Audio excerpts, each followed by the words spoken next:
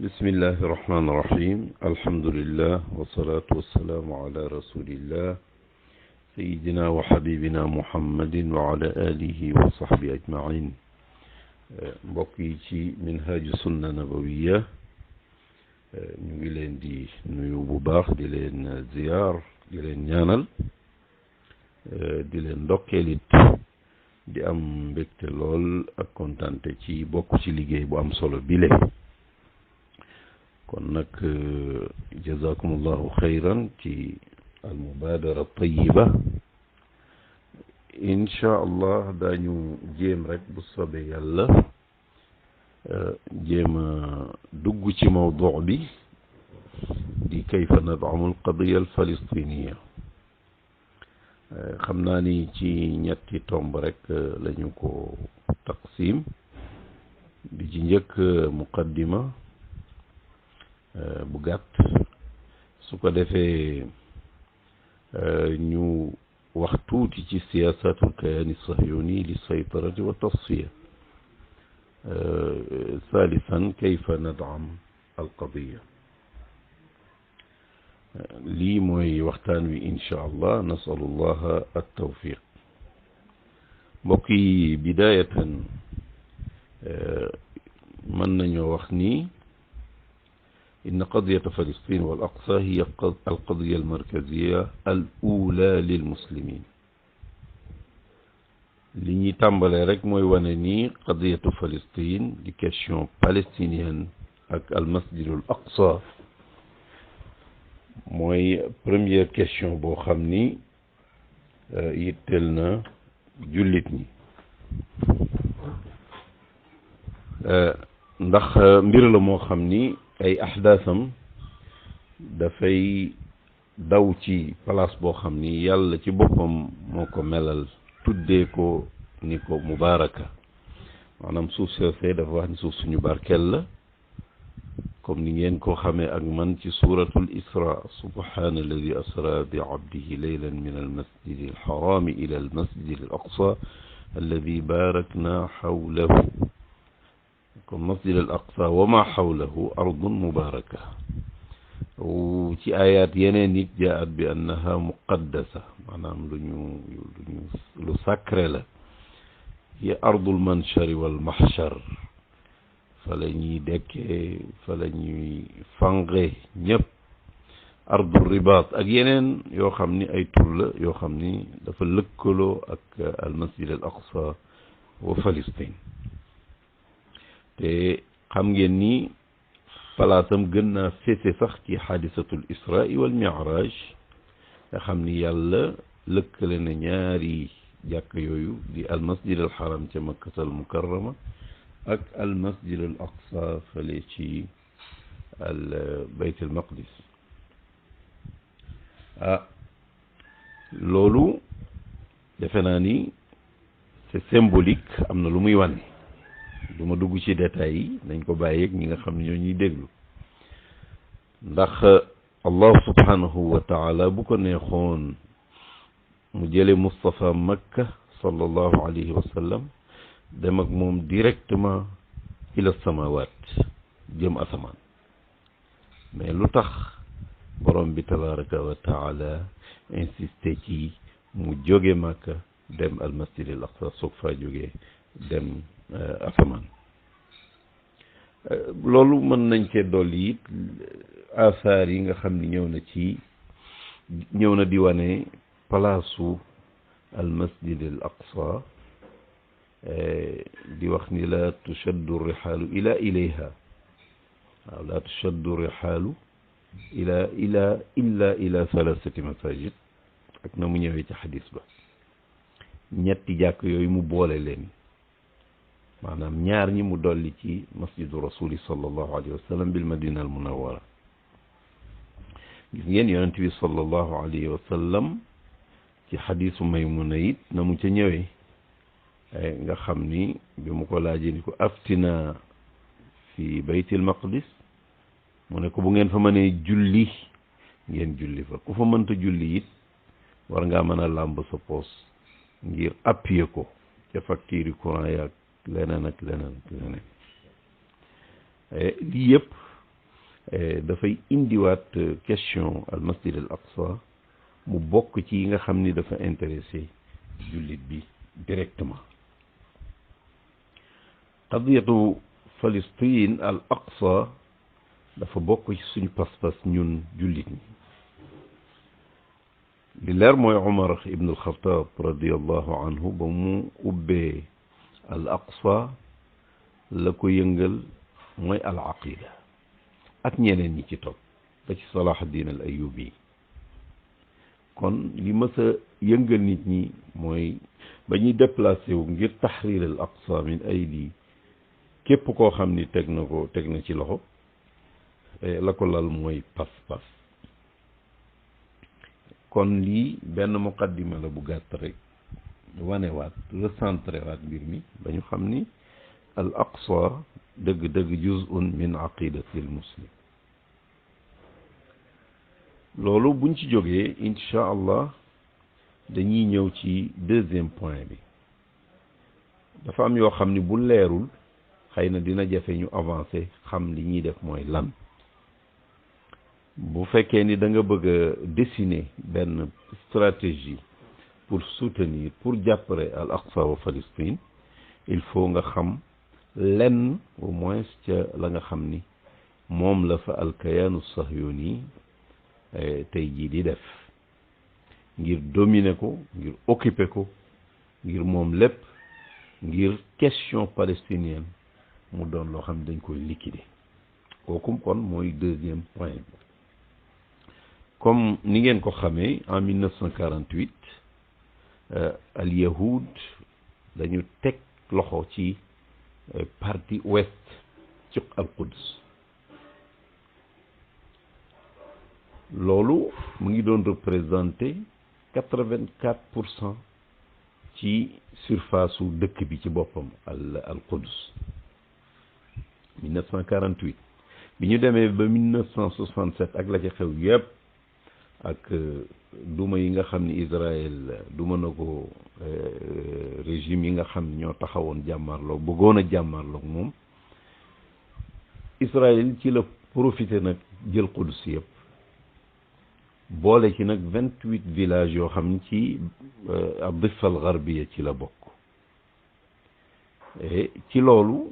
daanaka mën ngaa wax ni lépp luy al-Quds Israël occupé na ko ci 1967 occupation boobu it dafa am ñaari kenn yoo xam ne ñoo ko lal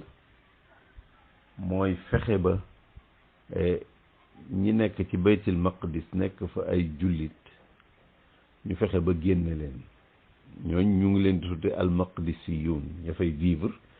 te di ay palestiniens di ay jullit wala ñuy chrétien loolu lu jar a préciser la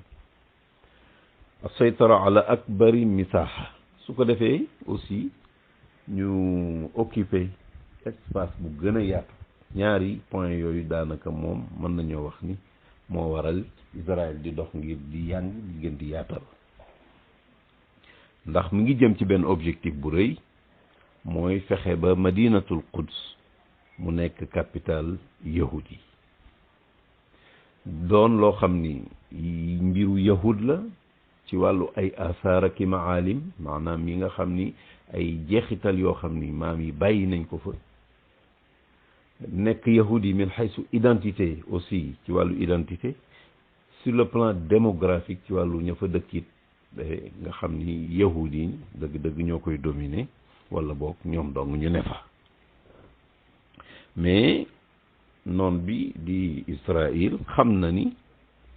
am na ay pakk yoo xam ni bu fekk muy taxaw ci kanamam loolu mu bëgg ci wëlbati al Quds lépp nekk yahudi du sotti moo tax mu xam ni par exemple yi nga xam ne ay asaar lañ muy ay jeexital yi nga xam ni dafay jëmmal l'islam wala muy jëmmal lépp loo xam ni arab la loolu problème la ci moom parce que day tax objectif am du fa yegg day tax objectif am du fa yegg mbaa boog du ko yomb beneen bi mooy assukaanul maqdisiyuun ñi nga xam ni ñooy ña dëkk ca baytil maqdis dëkk fa te duñu ay yahud loolu dafa nekk benn gàllankoor. beneen bi mooy wàllu identité al huwiyal yahudiya moom la bëgg mu dominer te loolu amul kooku gàllankoor la. beneen bi mooy monde bi aussi reconnaître ko ñeent yi dafa jàpp ni ay gàllankoor la donc il faut que mu fexe ba loolu mu évacuer ko mooy lépp loo xam ni dafay jëmmal arab wala l'islam du fa ne mbaa boog tuuti lay doon bu ci mënee dara sax dara du fa ne. beneen bi mooy ñi nga xam ni ñoo dëkk sukkanul maqdisi yu naka lay def ba ñu gën a néew nekk benn minorité bu fekkee ni mënu leen faa jëlee à 100%. beneen bi mooy identité dëkk bi identité nit ñi mu nekk yahudi yi. beneen bi mooy reconnaissance internationale doon loo xam ni benn réalité lay doon parce que au niveau international nit ñi reconnaître nañu qadiya al palestinienne qadiya aadila ci la question palestinienne dafa doon mbir moo xam ni droit la mbirum droit la te it palestinien am nañu droit ci dund foofu am fa jàmm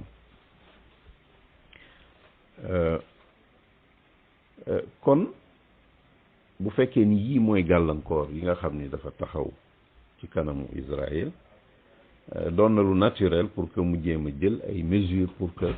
gàllankoor yooyu mu évacuer ko teg ko fële ci naka bu dee li aju ci ña fa dëkk ak yooyu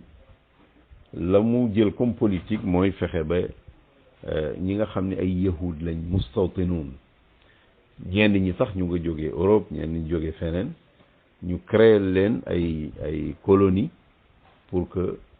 ñu xëccoog Palestine sur le plan démographique maanaam ci wàllu bariwaay créer leen ay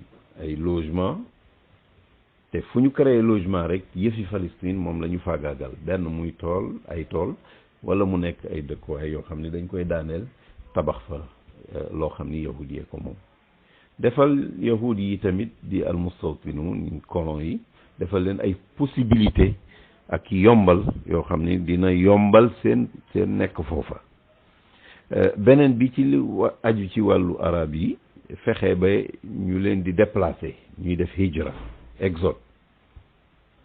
lépp loo xam ni kat da leen di tax a dër taxaw mën a jàmmarloog al istipan ñu fexe ba dóor ko faagaagal ko yàq ko kon loolu benn la ci wàllu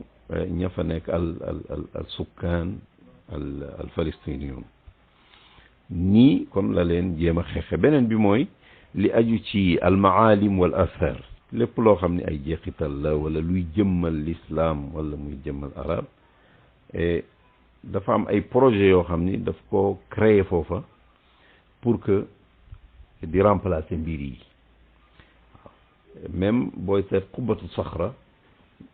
bu ma amoon lu ma leen ko mën naa leen ko wan sax ngeen gis xubbatu saxra tabax nañu luy xaw a nuroo xubbatu saxra pour remplacer ko xubbatu saxra bi nga xam ni mu nga fële ci baytul maqdis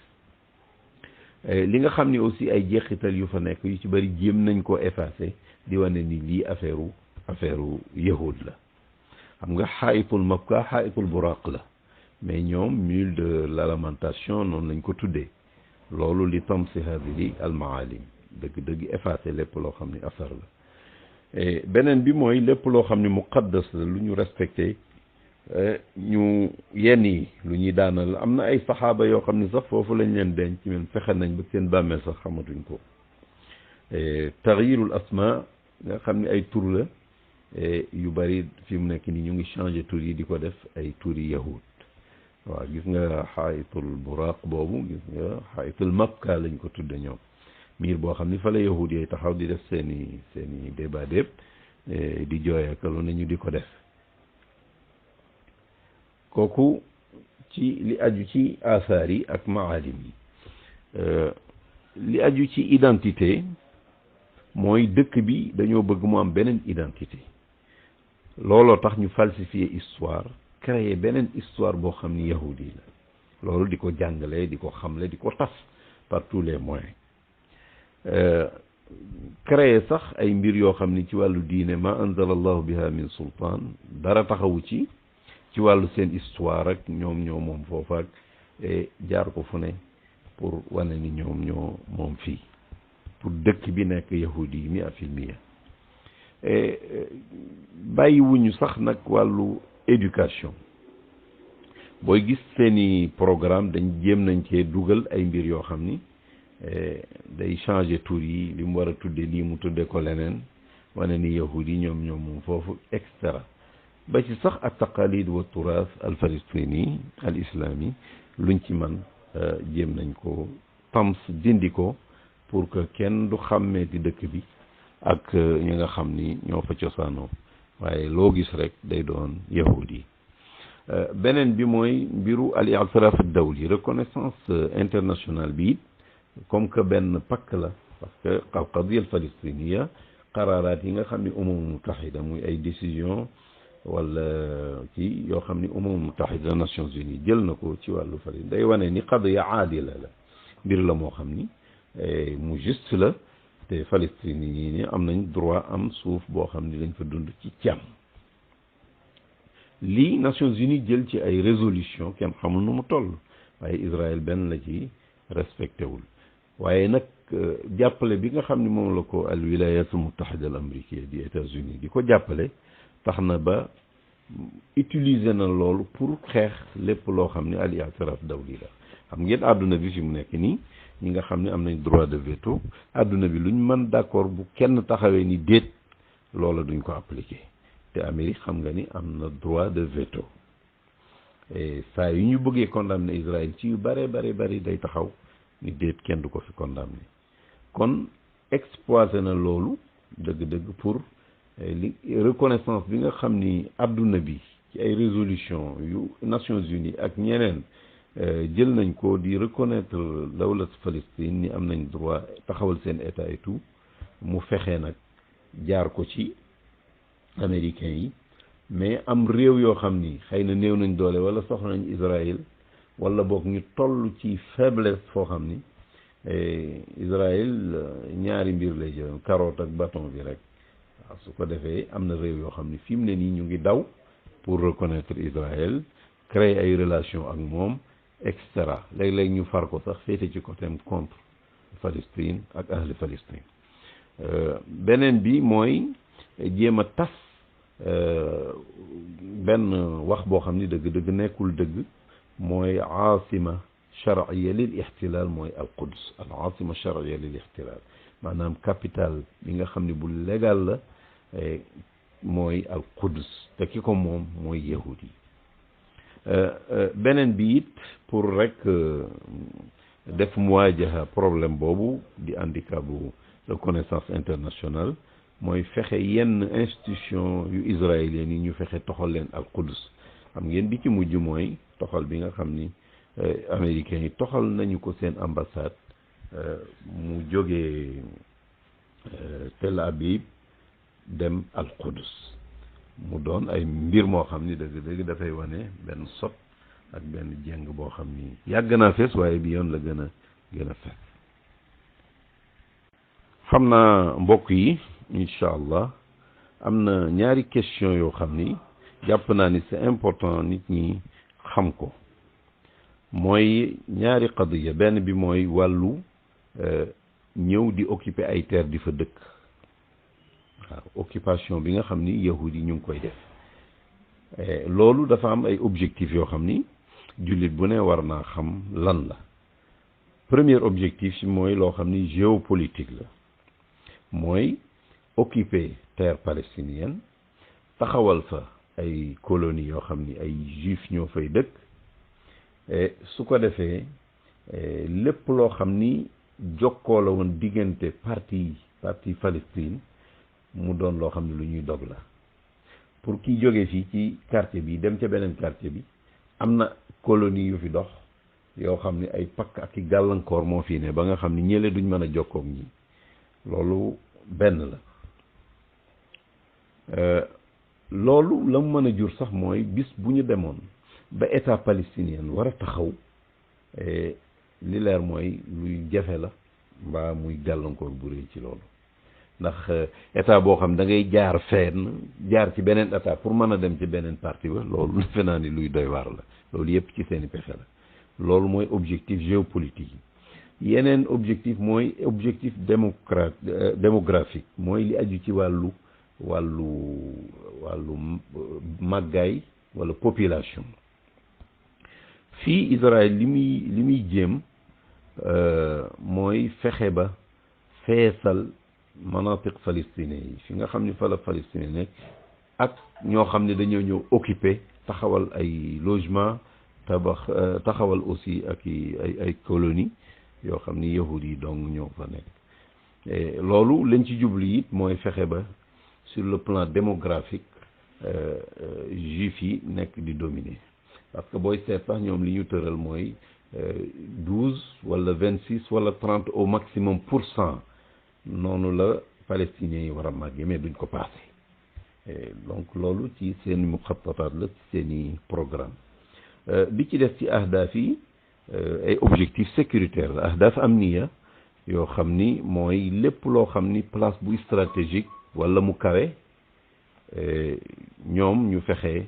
def ko ay colonie nga xam ni lu yëngu ci mintaqa boobu dinañ ko mën a saytara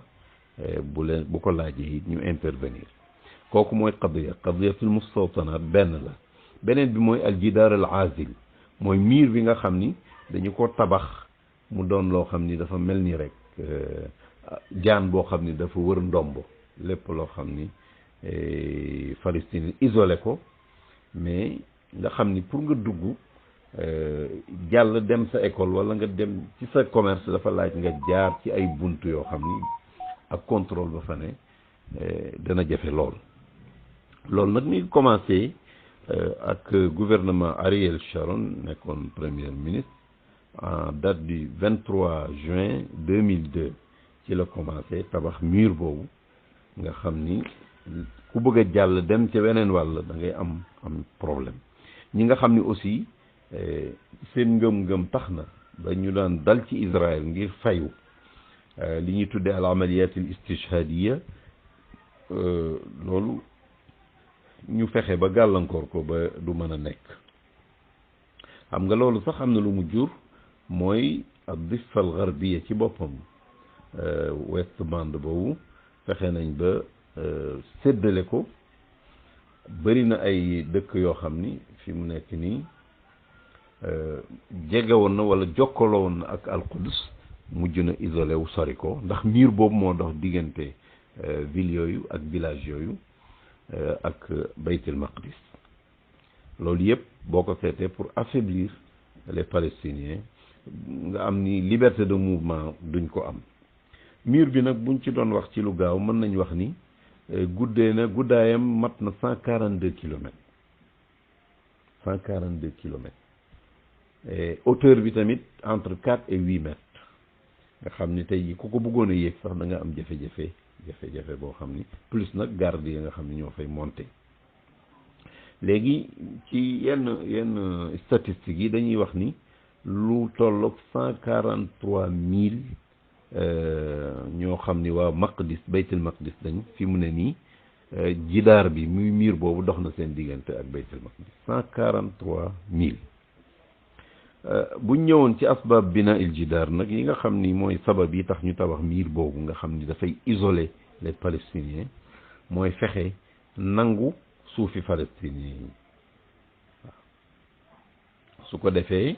tabax ay colonies yoo xam ni ay yahud ñoo fay nekk liñ ci jublu it ci sabab yi mooy le plus grand nombre ci maqdisiin yi ñu fexe ba tard leen dàq leen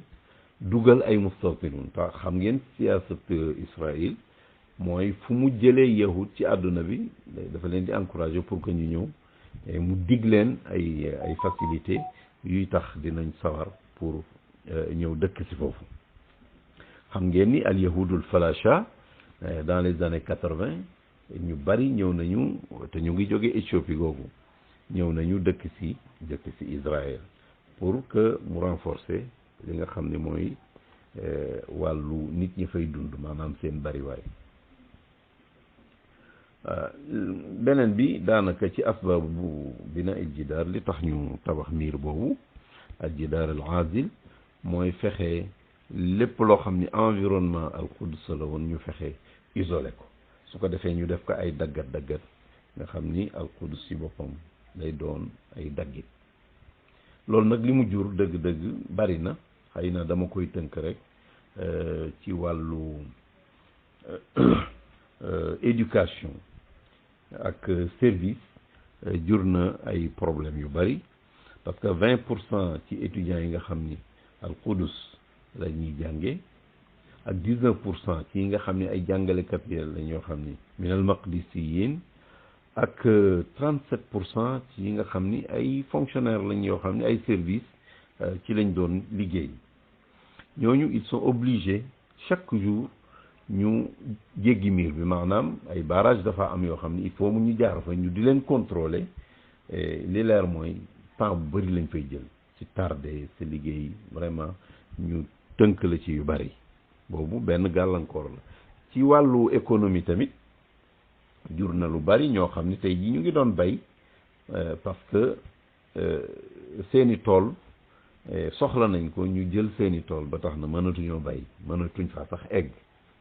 dégg nga ki yor liggéeyam fële ci al Quds tamit nga doxale miir diggante fa mu dëkk ak fa muy liggéeye loolu problème la boo xam ni ci wàllu économie am na ay ñu ngi wax sax naan li mu jural maqdis yu ne yi ci ay perte entre 2002 ak 2017 ñu ngi koy tollaleeg 1,5 milliard de dollars ñu ngi xayma it ñi nga xam ne ay ñoo xam ni perdre nañ seen emploi perdre nañ seen liggéey luy tolloog buñ ko xaymaa ci xaalis 200 millions de dollars par at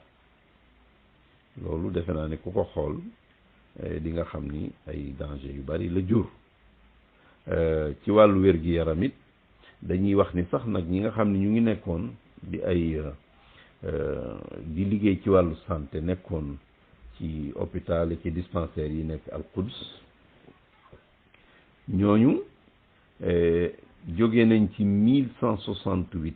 maanaam 70% léegi amatuñu accès pour mën a liggéey foofu kon nombre bi wàcc na ba nga xam ni 915 moo ci def waaye loolu dëgg-dëgg foo ko gis xam ni ay danger la ay problème la yu dul jeex dolli ci loolu nag jafe-jafe yi nga xam ni jur na ko ci mën a egg fil amakinil muqaddasa tey boo bëggoon dem julli al masjidil aqsa boo soree problème bu dul bu jinne di nga dajeeg moom pour mën a egg foofa loolu ci tënk mooy wane situation bi rek nga xam ni sunu mbokk yi ñu ngi koy dund xam naa ñi ma jiitu waxtaan nañu vraiment ci yeneen question ci wàllu histoire wax nañ yeneen question ci musahamat yi nga xam ne suñu maam yi def nañ ko ak yooyu ba tax na am na yoo xam ne tey jii man duma ko jéem a sax touché waaye damay dugg rek ci point bi mujj di kayfa nad'amu al-qadiya al-falastiniya wal aqsa kon ci question bi nga xam ni moom moo mujj mooy naka la ñuy soutenir al aqsa ak Palestine boroom xam-xam bu ñuy wax Mohammed Saïd Tantawi dafay wax ma lire texte arabe bi d'abord su ko defee mu firi ko يجب أن تبذل الأمة العربية والإسلامية قصارى جهدها في التذكير بقضية فلسطين وأن تقوم وسائل الإعلام المختلفة في كل دولة بالدعاية الواسعة لها وأن يدرس تاريخها في المدارس والمعاهد والجامعات وأن توزع خريطتها وصور أماكنها المقدسة في كل مكان بذلك تبقى نكبة فلسطين حية في القلوب والمشاعر kooku mi ngi ko wax ci benn téereem bu tudd banu Israël fil qur'ani wa sunna dafay wax ni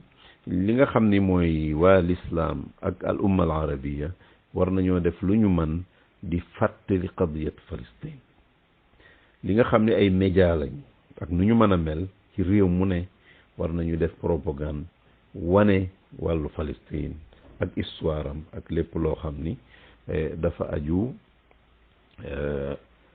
aju ci place ya fa nekk di ay place yu sell même carte géographique bu Palestine dañoo war a fexe ba mu tas fu ne loolu yëpp liñ ci jublu mooy qadiyatu Palestine ak jafe-jafe yi nga xam moom lañ ko lay dund mu nekk loo xam ni dafay des ci xolu jullit ñi ak seen yëg-yëg maanaam ñu bañ a fàtte Palestine lii moom la Sayyid Mohammed Sayyid Tantawi wax daanaka am na lu mu proposé ci kayfa nad'am al qadiya al palestiniya keneen it ci beneen téere kayfa nansuru al masjid al aqsa Mohammed Wasfi Jallad ak ñeneen ñoo ko def ñooñu dégagé nañ fa ay façon yoo xam ni dafa tënku mais boo ko seetee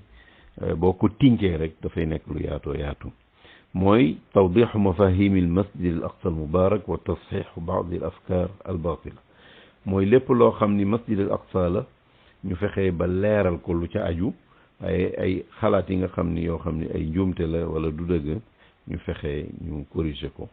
boole na ci irjaau qadiyati al aqsa li makaniha saxix fi ula awlawiyati xayatina ñu delloowaat qadiyat al aqsa mu doon ab priorité ci suñuy priorité ñun jullit ñi xususan beneen bi mooy ataxalluq bi axlaaqi nasri wa axlaaqi jiili tahrir mooy ñu fexe ba suñuy jikkoo dëppoog jikko yi nga xam ni ku ko am yaakaar nañ ni looy dox di nga ko mën a bu fekkee ni libération nga bëgg di nga ko man bu fekkee ni am sa liberté di nga ko man mais dafa am ay jikko yoo xam ni fu nga mel noonu beneen bi mooy al ijabiya wal amal ala islah al mujtama wa nuhidu bihi mooy jéem a dox fexe mujtama bi mu baax mujtama bi bàyyi yi nga xam ne ay caaxaan la jublu ci loo xam ne lu sérieux la jublu ci diine maanaam ila axiri xam naa bi may mujjee ci muqtabasaat yooyu mooy li nga xam ni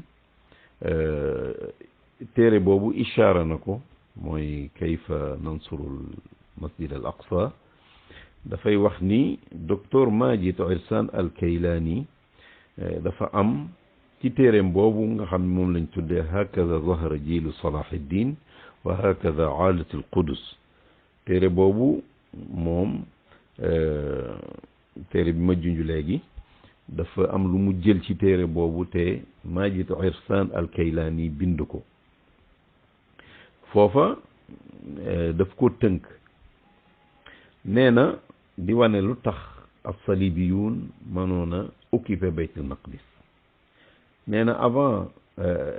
salibiyun yi di ñëw les croisades avant ñuy ñëw baytul maqdis dafa am yoo xam ne dafa xewoon di ay problème ay ittirabaat yoo xam ne dafa aju ci wàllu xalaat nit ñi di xëccoo ci wàllu mazhab di taassub ku nekk fa nga mooy doo ko bàyyi wal jumudul fikri yi nga xam ni nit ñi niñ doon xalaat nanguwuñ mu avancé jikko yàqu intisharu razail wa zina wal xumur wal malahi lépp luy sàngara njaaloo caaxaan nekk lu xam dafa tax woykat yi partout société bi aussi teqalikoo ñii am bay giijal am ñoo xam ne yoruñu dara loolu yëpp ay problème la woon nee na loolu boo ci doolee problème politique yi nga xam ne xëccoo la woon ci jamono boobu réew yi tàqalikoo ku ne loo jekku jëm daal di koy akimo beneen bi mooy yenn kilifa yi àdduna bi surtout al umma al islamia dañoo jéng jëm ci ñi nga xam ne aadaul umma lañ maanaam nooni umma bi la problème yi économique yi aussi dund gi cher problème mu xiif am yooyu yëpp ay problème la yoo xam ni yooyu yëpp doonoon na ay asbaab yu direct ci umma bi am faiblesse maanaam néew doole loolu nag ci la as-salibiyuuna profité xam ni al aalam al islami marid aalam islami boobu dafa feebar ñu profité pour occuper place yooyu ñu doon tudd léegi mun al Quds kon bu fekkoon ginnaaw muqaddimaat yooyu mën nañoo jéem a tudd yenn yoo xam ni jàpp nañ ni mën nañoo dimbali ci ñu daam al qadiya al palestiniya wal aqsa xëy na am na ci loo xam ni sibra aalamiya lay doon mais am na yoo xam ni boobu sibra mahalliya lay doon maanaam am na loo xam ni au niveau international jullit ñëpp ñoom lay concerné mais am na ci loo xam ni di nga xam ni peut-être mën nañoo concerné ñun en tant que des Sénégalais bi ci njëkk mooy xam Palestine ak la question palestinienne ak question al-Masjid al-Aqsa xam ko lu parce que it mbir bala nga koy mën a xeexal da ngay xam li ngay xeexal lu mu doon loolu dinañu pousse ci ñu jéem a xam noon bi mooy kan yan plan lay tëral ak ci pexe loolu defe naan lu am solo xam-xam boobu mun cee ñàkk beneen bi mooy fexe ba al muqawama al palestinienne parce que muy résistance palestinienne ñu fexe jàppale ko ci lu ñu man ba ci njëkk nag jàpp naa ni mooy sax ñaan ndax àdduna bindoo na noo xam ni tey du ko am yéene rek mën a dem jàppale leen waaye mën nga leen a jàppale ci sa alal mën nga leen a jàppale ci ay armes bu dee état yi nga xam ni gëm nañ dara mën nga leen a jàppale ci alal ba nga xam ni seen dund du jafe ndax ñoom wóor na leen ni bu ñu amee les moyens mën nañoo jàmmarloog yahud bi nga xam ne amul fit sax beneen bi mooy lépp loo xam ni occasion la pour nit ñi dajaloo pour wax ci Palestine pour organiser ay activités ci cadre boobu ñu fexe ba bokk ca bu ñu bokkul sax ci ña koy organiser ndax it loolu am na koo xam ne bu toogee Sénégal am lu mu def dina ko xaw a xeeb waaye loolu au niveau international ak àdduna bi léegi ni mu jegee li muy sore dafa jege nga xam ne loo def fii tey jii mu fanaani ba Chine loolu lu am solo la te sur le plan psychologique dafa am asar wala jeexital boo xam ni dina ko def ci yahud beneen bi mooy mbir mi bañ a nekk rek benn question boo xam ni bu ñu ñëwee ci famille bi kenn moo ko fa yittewoo wala ñaar waaye ñu fexe ba mu doon loo xam ni dëkkandoo yi sax war nañ koo xam loolu nag mën nañ koo jaare ci façon bu bari ci organiser ay waxtaan ci loolu moo xam ci jàkk yi la moo xam ci école yi la moo xam ci occasion yi nga xam ne ay cérémonie familiale la wala leneen pour jullit ñu yeewaat leen xamal leen loolu bay nag ci sa wewi tànk nga commencé ci sa biir kër beneen bi mooy aussi jigéen dëgg-dëgg am nañu rôle boo xam ne ku leen négligé ci benn qadiya bi nga xam ne qadiya boobu boo moytu boo ci réussir it xëy na pourcentage mën naa wàññeeku parce que ñoom dugaluñ ci seen loxo kon ñooñu war nañu ñu sensibiliser leen ba ñu am niveau bu baax ci qadiya bi su ko defee ñu jàngal ko seeni doom jàngal leen ko ci parce que Sénégal tey jii egg na foo xam ni sax yëg bi même bu fekkee dafa limité am na ñoo xam ne ay woykat lañu ñu ngi woy ci langue nationale di wax ci Palestine yu mel noonu nag fexe ba xale yi mokkal ko fexe ba xale yi comprendre ko di ko wax bu ñu ko comprendre léegi sax mais bu ñu demee ba ci kanam dinañ xam mooy lan loolu lu mat a bàyyi xel la maa ngi fàttaleeku sama benn doomu xarit ay jamono papa ji moo ko daan jàngal naan ko xaybar yaa yahud mais xale bi daanaka loolu la jàngee wax te loolu da nga koy xeeb mais après bu màggee dina xam moom par rapport ak yahud yi ban taxawaay la war a am wax naa ci jigéen mais bu may wax jigéen it mënuma négliger jeunesse surtout ñoom dëgg-dëgg ñooy ruuxu société bi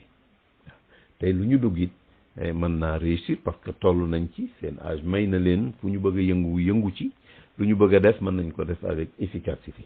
ñooñu kenn waru leen a négliger ci mbir mi lépp loo xam ni aussi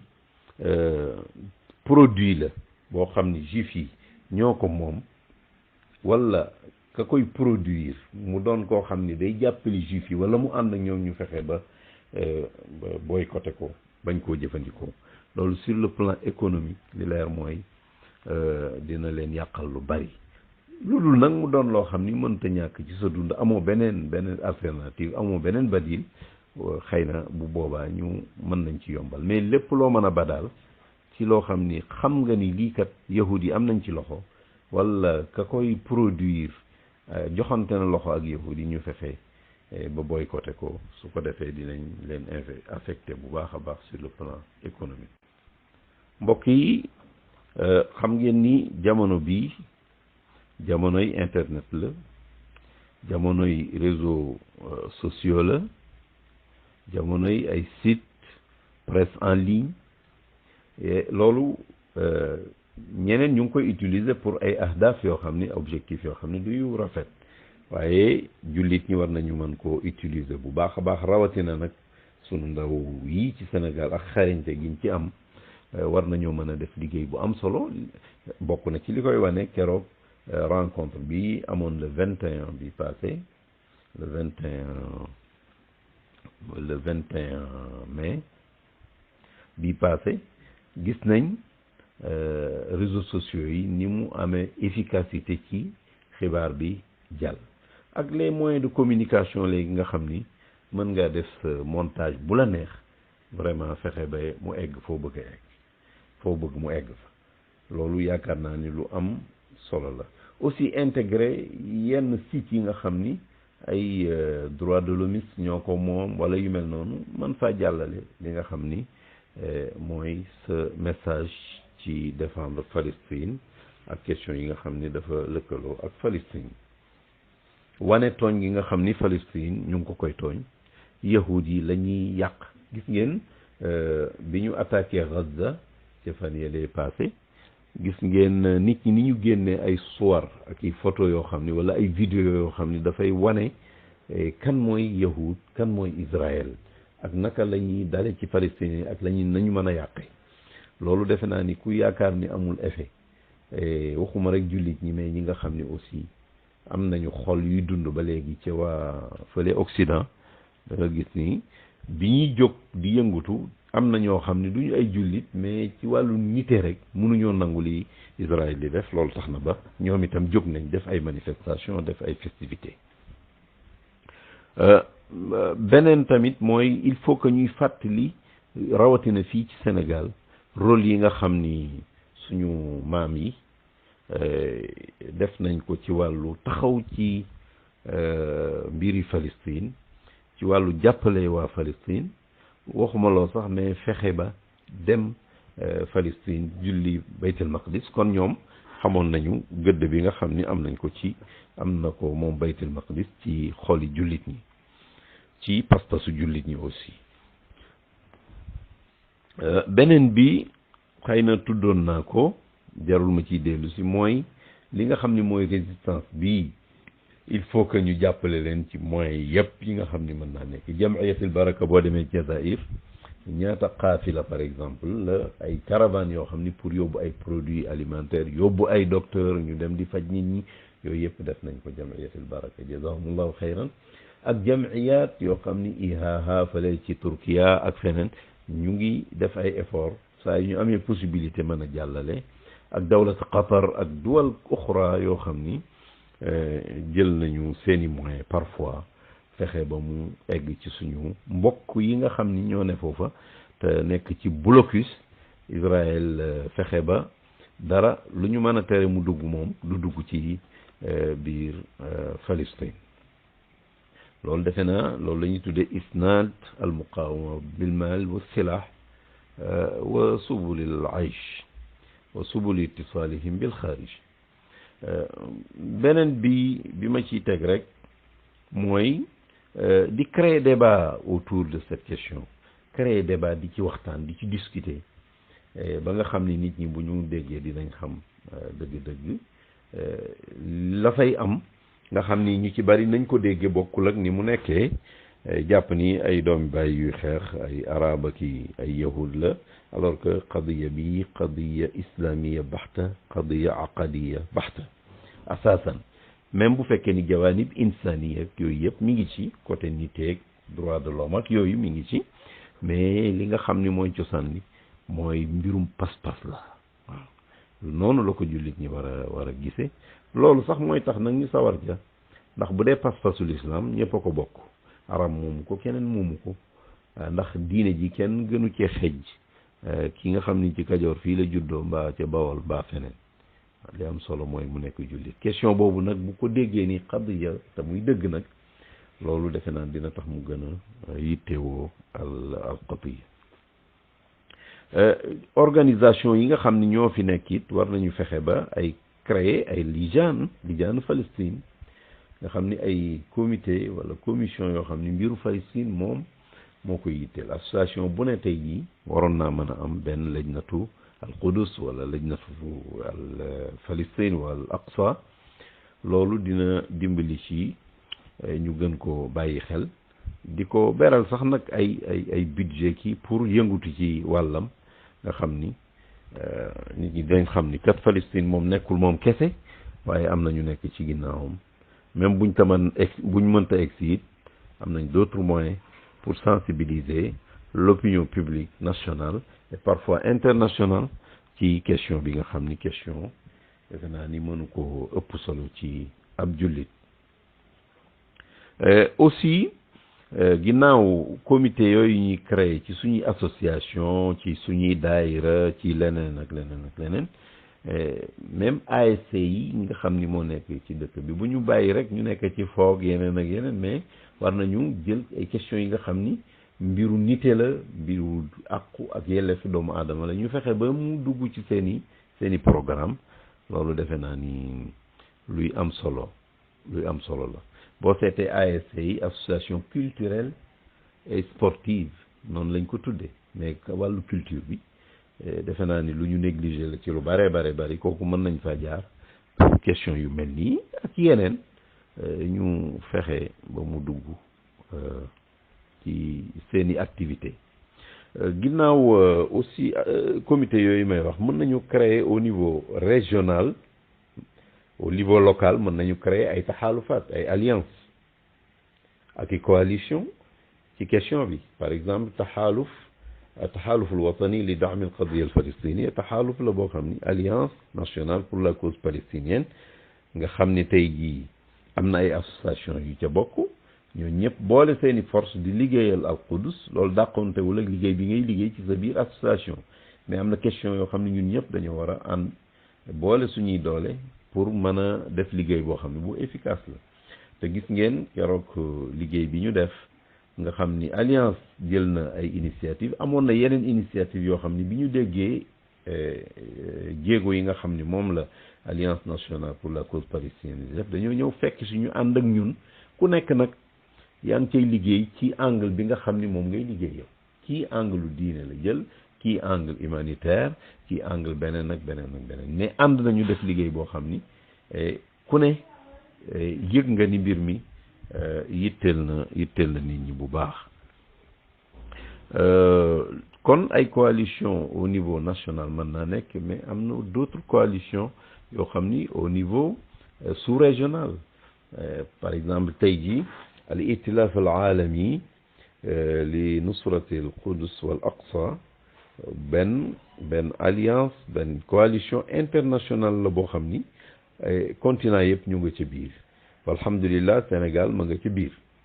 waaye am na leneen lu ñuy tuddee al itilaf garbi ifriqiya li nusrati al Qudus wa Palestine benn coalition boo xam ni ñi mu concerné à peu près man nañu 13 pays ci Afrique de l'Ouest pour la question palestinienne man defe naa ni loolu lu am solo la amoon nañ ci benn rencontre boo xam ni lu mat 11 à 12 délégations yoo xam ni jógee nañ ci pays de la sous-région teew nañ ci fii ci Dakar jéem a waxtaan ci nan la ñuy mën a def ba taxawee qadiya al palestiniya na mu waree. mbokk yi fii du ma fi jóg tant que waxuma it loolu nga xam ni mu amee solo te Sénégal ñu ci bari xaw koo négligé mooy suñu xutba juma loolu li mu mën a sensibiliser kenn xamul nu mu toll. xutba juma chaque semaine dina am kon war nañoo fexe ba nga xam ni suñuy xutba